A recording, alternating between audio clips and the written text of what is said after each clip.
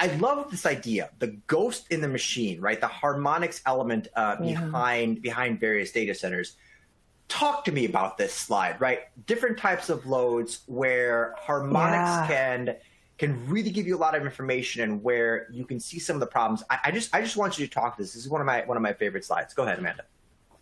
Yeah, I mean, harmonics are such an interesting thing because, you know, when you go to engineering school, I'm an electrical engineer by education, right? We learn about harmonics, and then you get out of school and you go work in the utility industry, and unless you're with like the really deep power quality people in the utility, it's not really something that's mainstream, right? It's sort of like, okay, you know, they're there, but they're not a big deal. It's, you know, things get filtered, it's fine. Well, now what we're seeing, because of all of these nonlinear loads, because of all of these interesting things coming onto the grid, harmonics are becoming an issue. And it's something we haven't necessarily had to deal with at this scale yet. And a really good example of this is, because I am the nerd that I am, which I know you share the nerdy sentiment, I was reading papers about electric vehicle charging recently. And, you know, a lot of these kind of microgrids and different facilities, you know, it's cool to put in EV charging. You know, Elon loves it. And so these different chargers are coming in all over the place.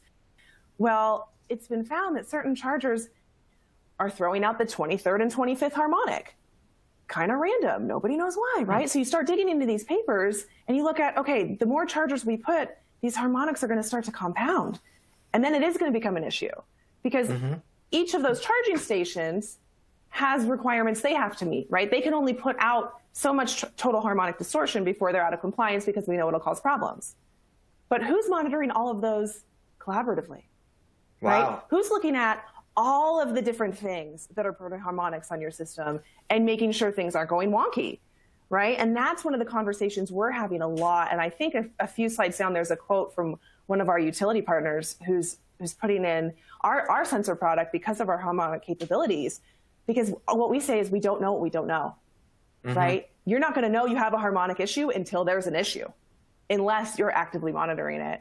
And I think in the complex, you know, systems that people like Switch are building, is if you have storage and you have solar and you have this data center, there are all sorts of different pieces of incredible technology that have some things, you know, dirty little secrets that they're putting out onto the system. And we just need to make sure that we're able to balance that, we're able to filter those things out, and we stay ahead of it, right? So that we can keep that power quality and power reliability where it needs to be.